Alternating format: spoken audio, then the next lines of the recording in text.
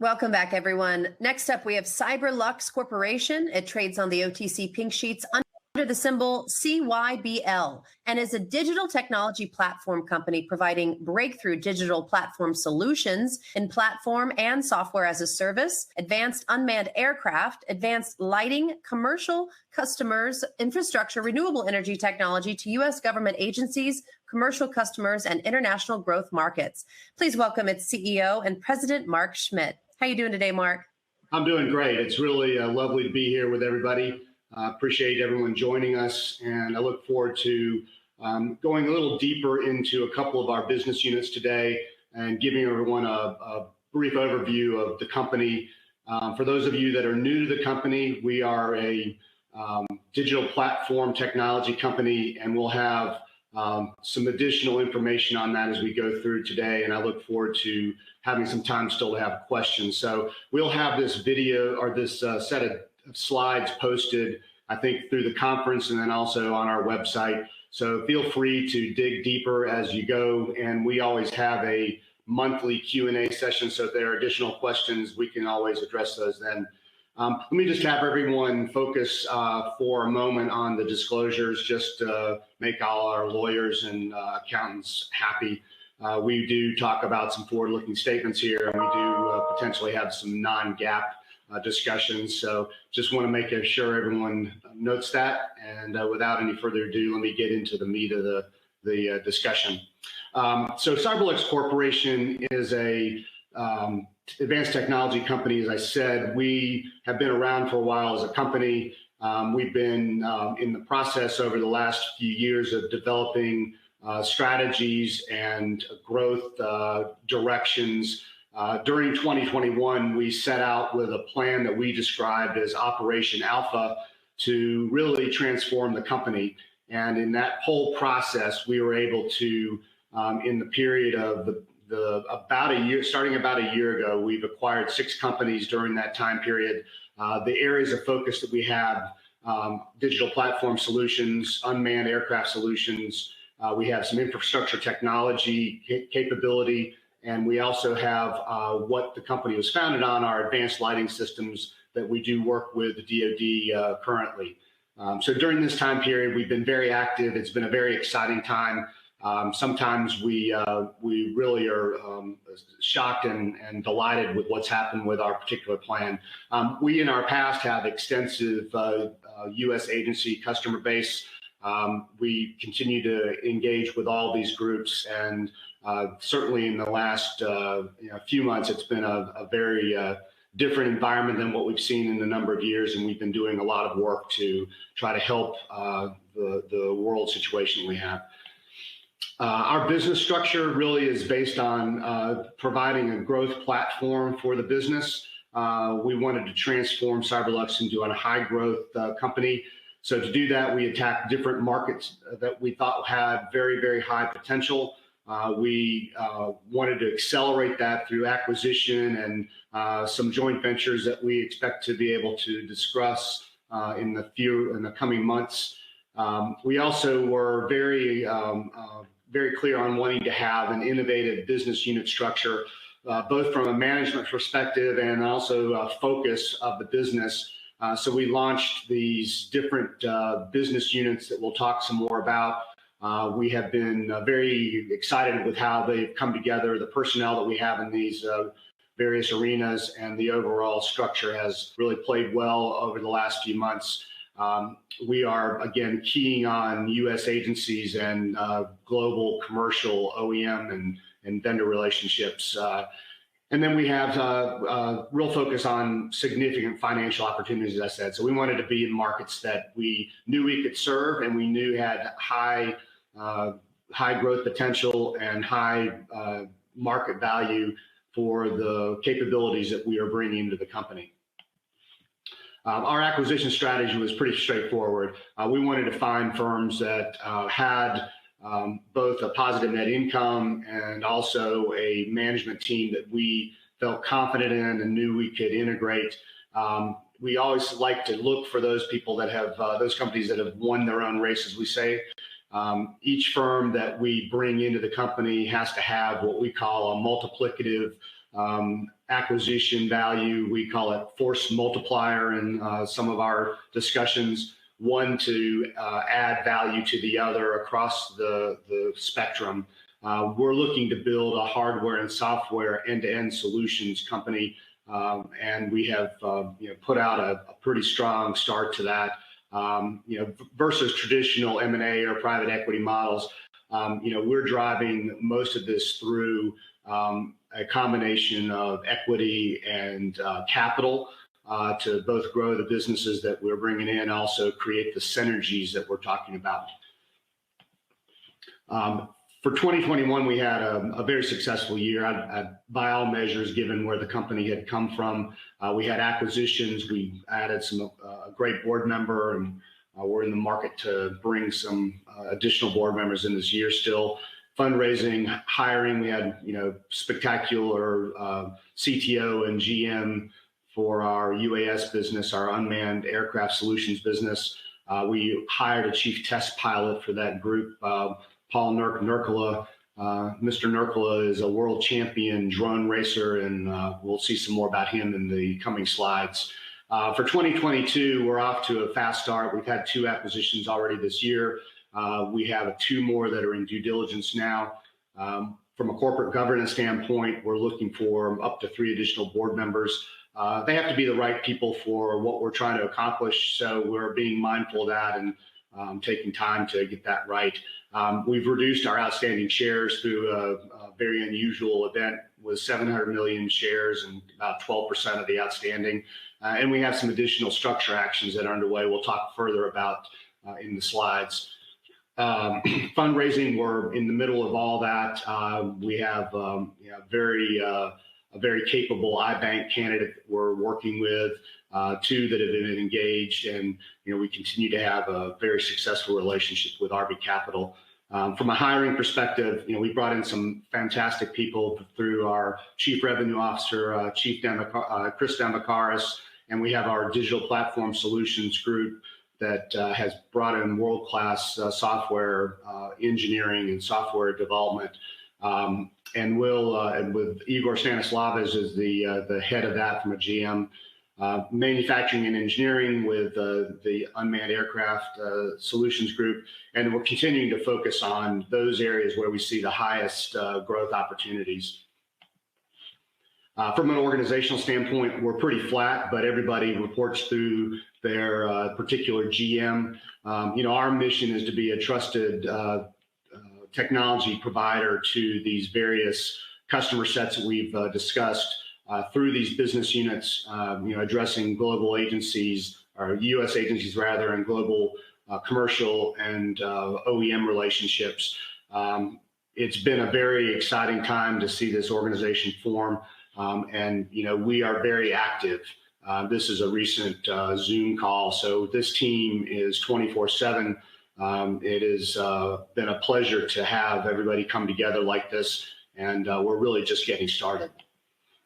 From a business structure standpoint, we have, again, a focus on digital platform solutions, which is a $813 billion market we believe in that we're addressing in 2025. So it's an enormous market, probably already $800 billion this year as things go, from what it seems. Our Unmanned Aircraft Solutions group is, again, addressing an $85 billion market.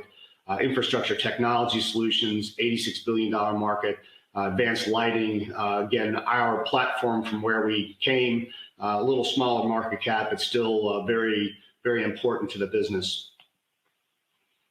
So far, our business unit structure has delivered. As I said earlier, we grew to $8.1 million last year. So far this year, we're already at 8.7. The business that we're in the various businesses we're in, is very back-end loaded in the year. So we're excited about where we are right now. We're over plan, I think, somewhere 20+% from where we expected to be. And we are on target to hit our 44.8 as we had put out in our guidance at the end of last year. We think there's probably huge potential upsides in the coming years. So these numbers will continue to get refined as we see exactly how the markets develop. So far, with some of the economic market concerns, while the markets have been down, we find ourselves in markets that seem to be quite resilient. Even with some of what's happening, you can see significant growth in our current year forecasts, and we'll discuss that as it becomes appropriate. But right now, we're ahead of plan, and we're excited about what we see in the future. We have the business units operate via business roadmap. These are some specific areas where we expect the business units to focus and to drive their activity and their actions. Not everything on this chart happens as it's expected, but this is the roadmap we're on, and this is what we operate to.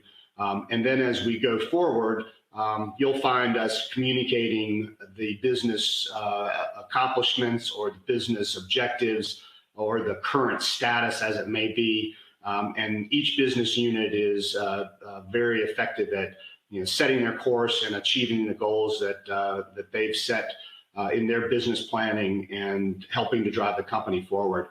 In the rest of the presentation, we'll zoom in on the digital platform solutions and the unmanned aircraft solutions groups.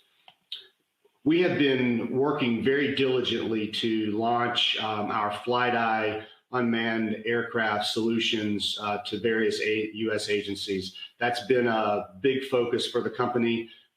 We have started our acquisitions last year with some drone technology. We've continued with adding to that particular capability. And this is an example of the advanced aircraft that we have in our arsenal to provide really best-in-class capability for what we're offering to the various U.S. agencies. A little more detail on the program status. So we, at the end of March, acquired Catalyst Machine Works. Really, the focus of that company is the cinematography drone industry leader. So when you see these spectacular film footage sequence of chasing cars and flying through crazy spots, that's usually a cinematography drone, and Catalyst Machine Works is the industry leader in that area. We like that platform because it gave us a fantastic mix of capabilities and ruggedness that would allow us to build the FlyDye program, and that has been a spectacular success so far. Catalyst was a 100% U.S. manufacturer, drone manufacturer with significant engineering and IP capabilities. We are, again, like I said, rapidly transforming that into both a DoD and law enforcement solution set. We have various things we're doing now to try to help in the other part of the world. We have various commercial off the shelf. That's what COTS is for those that are not familiar. We take what we make already and then we fit it up for whatever our customers may need. We're creating new capabilities as well, and we think this is just an amazing area for both the development of our IP foundation and future licensing revenue streams as well. So in the introduction of our law enforcement offering, we have a model R4 and R6. These are various capabilities. Again, I'd encourage you to look at this in a little more detail post presentation. I'm just going to show you what the basic offerings are here, and we can come back with questions if there's time, and address those in a deeper way. There are both a full line of commercial and consumer class capabilities as well. These are just a handful of offerings that we have in the drone space that serve various markets, and you'll see the cinematography drones there as part of that particular capability, as we said. Let's cue the video. It's fun to watch what these things actually can do. Requesting backup.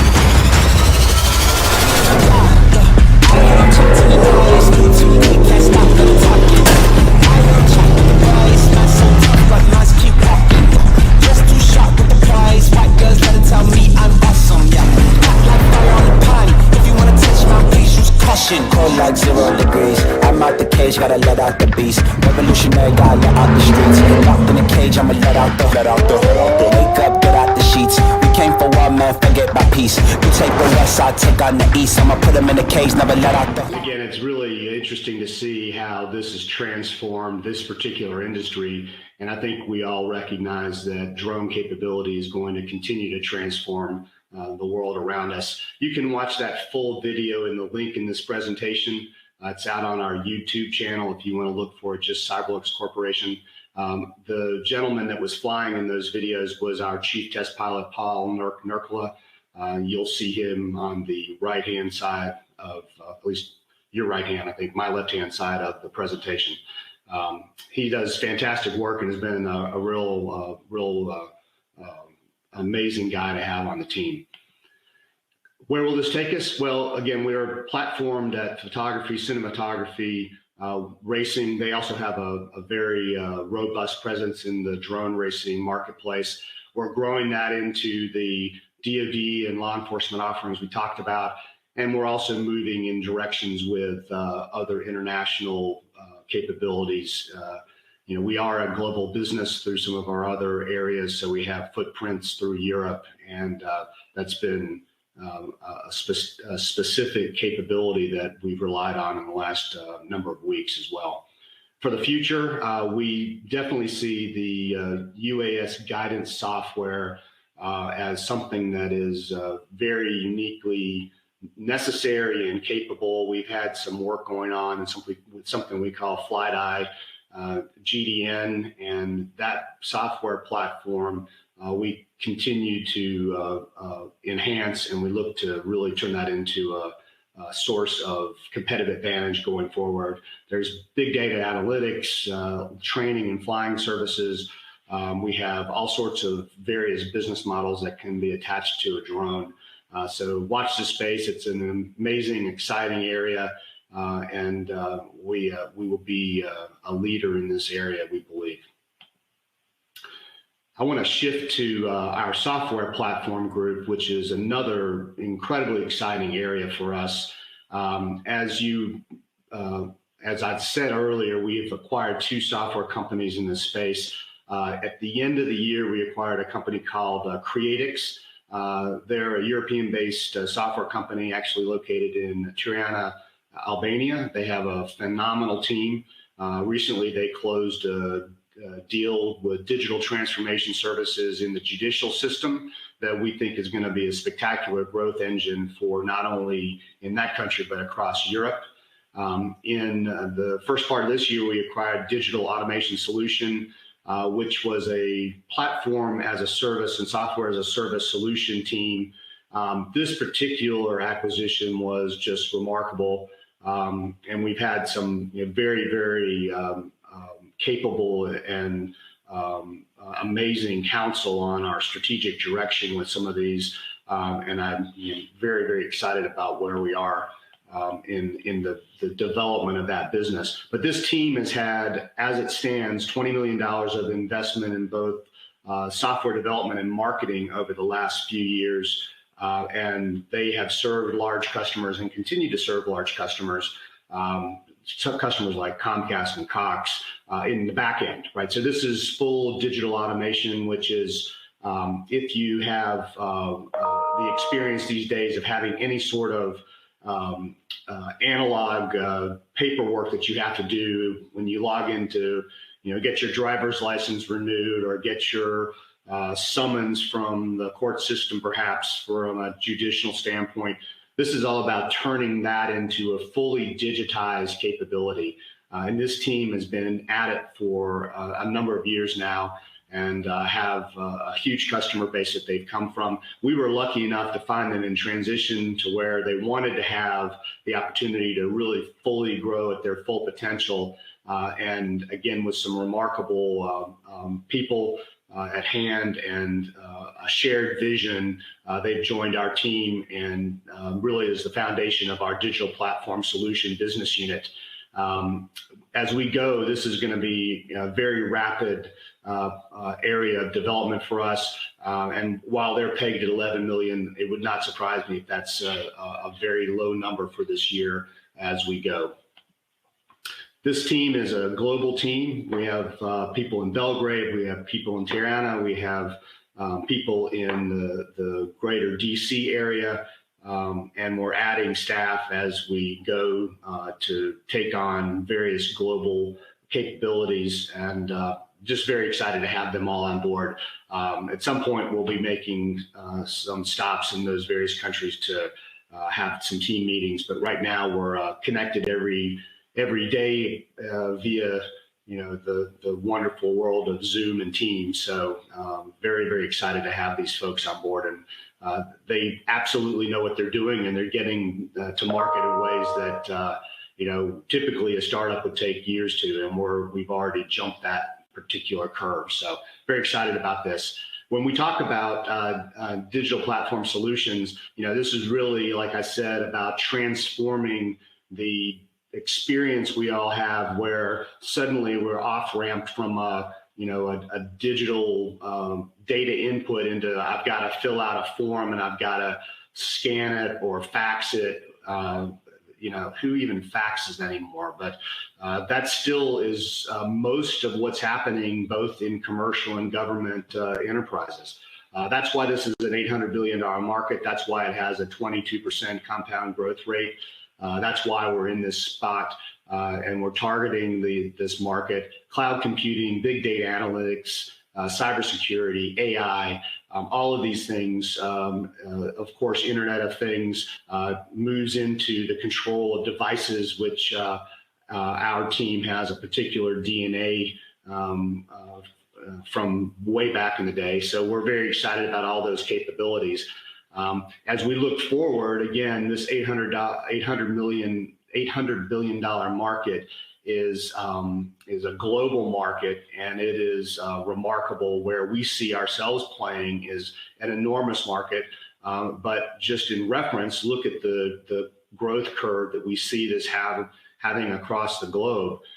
You're talking about trillions of dollars of market exposure over the next 10 years. So we are very excited about what's happening here. And in the next few slides, I just want to elevate one area where we are working specifically, so you get a sense of the enormity of this, where on one end we have our team in Creatix working on the digital transformation of the judiciary in Albania.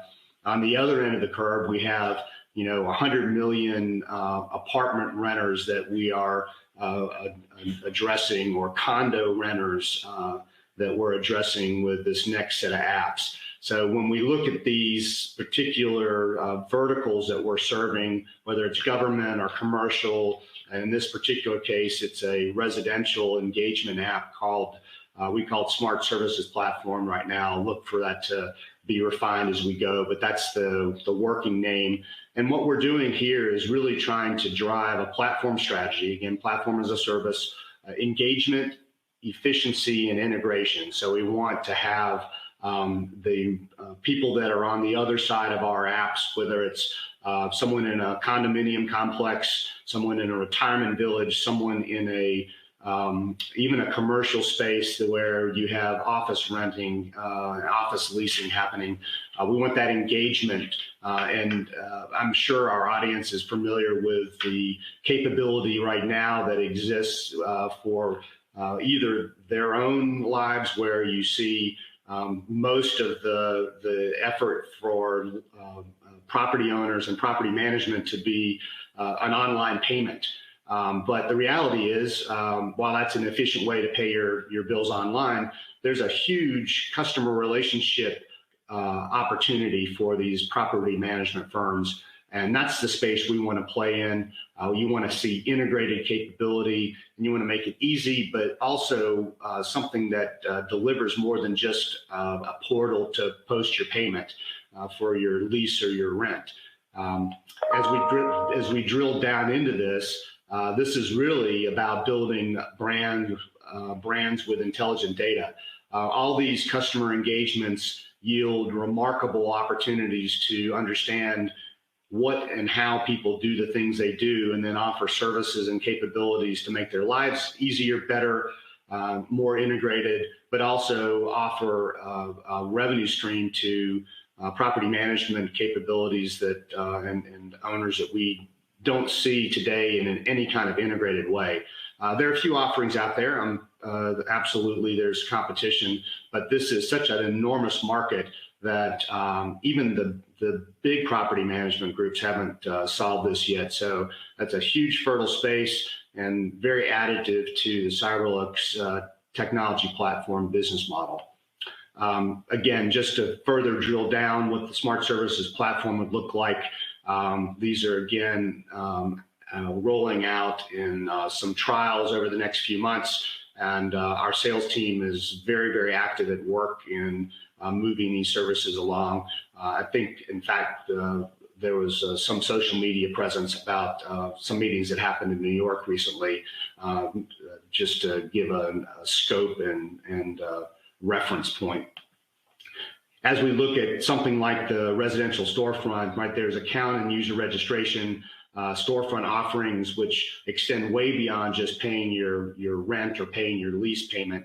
And then there's connections in the neighborhood. I mean, these are all areas where digital transformation is just on the starting line, and the gun really hasn't even been fired. So I'm known in our community, our Cyberlux community, to say we really are just getting started. And this is an area where I can't say that firmly enough. This is something that will ultimately be replicated across the industry, and we're going to drive that digital transformation as fast and as hard as we possibly can.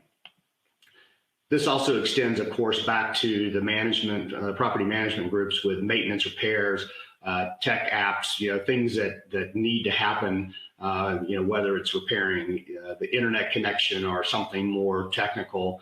And then, of course, trying to work with property management to have some stickiness around this whole experience so that people, stay with this particular property management firm for the longer term. Benefits of a unified platform, I think you can imagine the multiplicative effect of this as you go. I'm going to move forward because I want to make a couple other points coming up. Future ecosystem, I mean, there's all sorts of things from concierge services to the Internet of Things devices. All of these are very much on the roadmap, and we see years and years and years of growth in this capability. And our very capable team inside the Digital Platform Solutions Group is driving this very hard. Now, on an earlier slide, about our accomplishments this year, we had a bullet about corporate governance. And we have been working as a board for a number of months now. And I'm delighted to use this platform to announce our share repurchasing plan. This is a program that the board reached approval on this morning, in fact. So this is very hot off the press. Happy to share it with our community here. We're going to be repurchasing up to 19.5 million dollars, in value for the outstanding common stock that can buy. That 19.5 is a deliberate number. Someday we'll talk about that, but that is a number that we're very comfortable with over the ensuing months. The company intends to do the share repurchasing with available cash, so we're not going to take on any debt or anything like that. This is all coming straight out of our Operation Alpha capability and what we expect to see delivered through that plan and those objectives. From time to time, we'll do purchasing in the open market of common stock. There could be some private purchasing too, just to put all of that on the table. And it will depend on share price and all the other factors that go into that. This is a very programmatic approach. It's going to fall under something similar to a algorithmic on paper. A Rule 10.5B1 plan is what it's known as. So we are not going to be any way participating in the market other than just using predetermined rules to decide when it's appropriate for us to make purchases. The timing and the amount, again, will depend. We just have at our discretion may increase what we put in this program. It could be suspended or discontinued, but I think we would look to keep that moving as quickly as we and ongoing in an ongoing way. I mean, personally, as a shareholder, I'm excited about this too, and I'd like to see the company buy as many shares as possible to reduce that denominator. So this is big news for the company. I wanted to share with everybody now that it was actually available to share. We'll have a PR that we'll put out on that. I don't know if it'll go out today, but it will certainly go out tomorrow. And I look forward to taking some questions now with the time remaining. Great job, Mark. We've got so many questions for you, but not a lot of time. But let's try to get in a few. Ida Payne wants to know: are you thinking about uplisting? Yeah, I think that's definitely in the planning. The when is still being worked on. The how, I think, is something that I'm more and more comfortable that our shareholders will be very excited about. Great. And Preston G says, congratulations on the numbers you released last month. What rate of growth can we expect over the next year or two? Well, I think the charts say it all, right? We're going from 8 to 45 this year. We'll be, I think, approaching 100 next year. I think the chart says 83 or something like that. So we've got a lot of growth in front of us. And, again, we're looking for other areas to extend into as well. Once we know that the platforms are working the way they need to, we may extend our growth into other markets as well. Amos Clark wants to know, what markets are you looking for acquisitions now? What specific industries? Well, I think the current areas of focus are the digital platform solutions group. We think there are other software companies that we would like to have in that fray that help us accelerate that market growth and that time to market.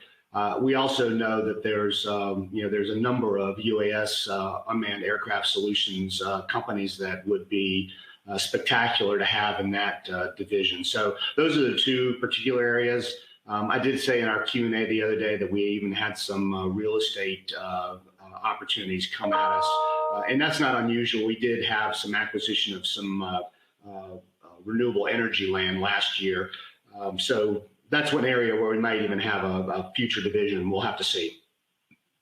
Well, Mark, we are out of time, but we will send all these questions to you so you can answer them directly to our viewers. But please come back again and give us some updates. Sure will. Thanks very much for your time, and I'll get questions and answers rolling back out to everybody. All right. Thank you so much. Okay, everyone, stay with us. We're going to transition to our next presenter. We'll be right back.